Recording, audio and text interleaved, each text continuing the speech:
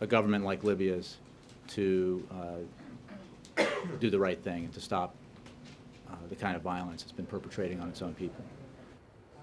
Gregory Copley is the president of the International Strategic Studies Association and joins us now live from Washington, D.C. Thank you for joining us on Al Jazeera, Mr. Copley. First, if I can ask you about your assessment of the international reaction so far to events in Libya.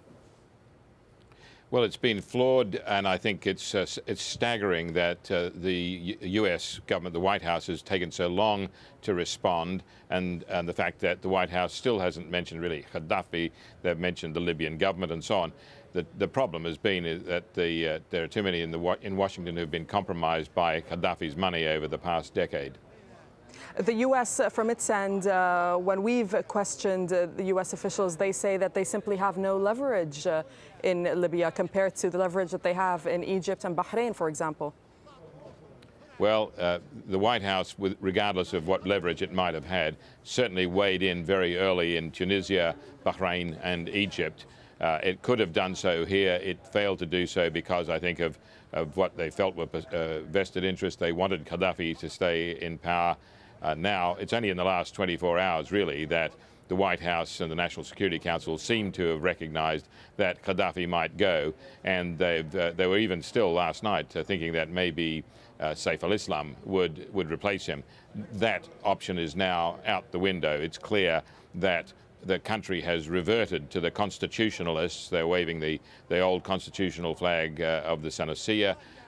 So the country has literally reverted to a situation of 1969, where the majority of the country is under the desire to go away from tribalism, to go to a pan-Libyan solution, which is the Sanusiya, and Gaddafi now is reduced to being the rebel against the government, as he was 40 years ago.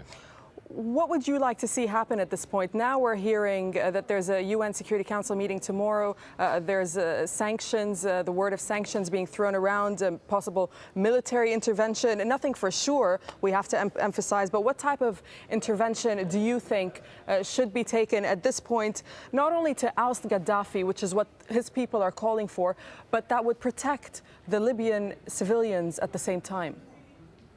Yeah.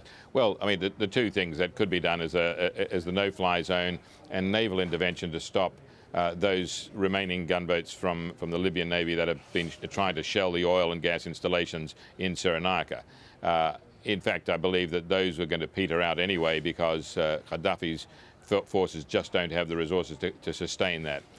What we want to see is the international community, I think, recognizing that Cyrenaica and Fezzan and much of Tripolitania are now back with the constitutionalists, the Sanusiya people, and the tribalism is over, as the councils have said there. So they need to start recognizing how to start restoring order and productivity to Cyrenaica so that the oil and gas business gets back underway out of Benghazi and Cyrenaica and gradually isolate the fighting to around Gaddafi. I believe that at that point he will seek his external options. Regardless of what he said, he has massive assets abroad, Venezuela, Zimbabwe in particular. He's developed his escape routes and bolt holes. He's had money there for years ready for this eventuality. It's hypocritical of him to say he's going to die a martyr in Libya unless... Do you think, Mr. Copley, that Gaddafi at this point, he might be waiting for the international community to offer him some sort of exit strategy out of the country? I don't think he's waiting for them to offer him an exit strategy. I believe that he and Saif al-Islam and Saadi and others still think that there's a chance that the international community will come in with some kind of support to freeze the conflict and save them.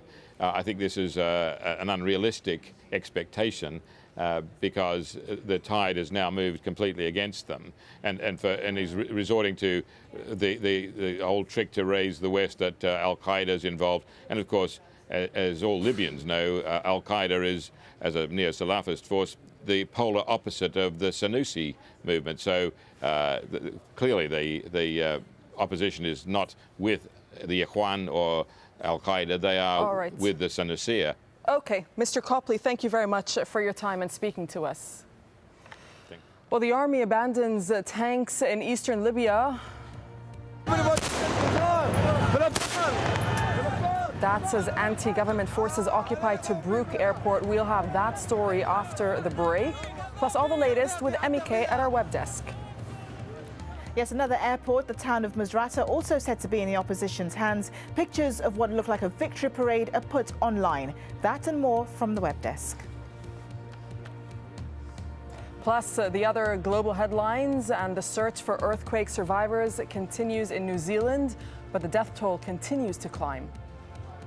A rubber stamping process that is a result of a European arrest warrant system run amok.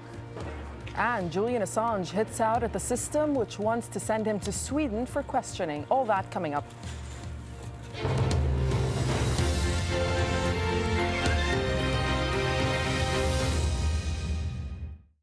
Over the Sea of Japan, as cool conditions persist, you'll find something to whet your appetite. Welcome back. In India, we are seeing some rainy conditions down to the south, but not as rainy as they were in the beginning of the week. We saw some heavy showers down to the south, but those are now beginning to push down to the southwest. Still some clouds, though, anywhere up from up to Nagpur, up to also to Calcutta. That will stay in the forecast, but that's just some clouds. That's not going to bring any rain showers with it. Colombo, Sri Lanka, looking very nice over the next couple of days. But where we are going to be seeing a lot of rain is towards Mozambique, especially to the northern parts of Mozambique. Very heavy rain showers are going to be a problem. Now, we have seen 100 millimeters over the last couple of days. We have seen 20,000 people displaced because of the floodwaters in the river basins. And as you can see on the forecast map, very heavy rain showers are going to be the problem. A little bit further to the south, also some rain showers for Johannesburg as well as Durban. Cape Town not looking too bad at 28 degrees for them, but still very rainy over towards Madagascar, where they have seen quite a bit of rain from their last cyclone. Over towards the Arabian Peninsula, warmer temperatures. Look at this. Doha is going to be expecting 28 degrees. Riyadh at 32 degrees, and those temperatures are only going to be going up as we go into the next couple of days. Baghdad, though, 28 degrees in their forecast. Very warm temperatures coming up from the south. Normally 20 degrees for them. Qatar Airways, world's 5-star airline.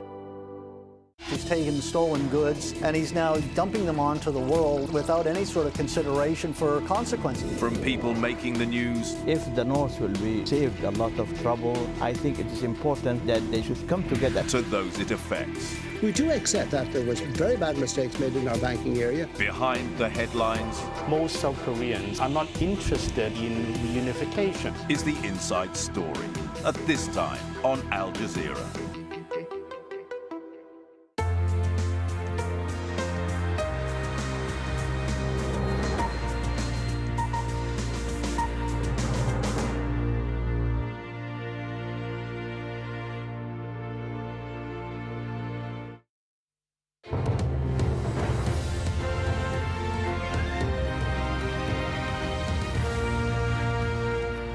Welcome back. You're watching Al Jazeera. Let's get you the latest from Libya.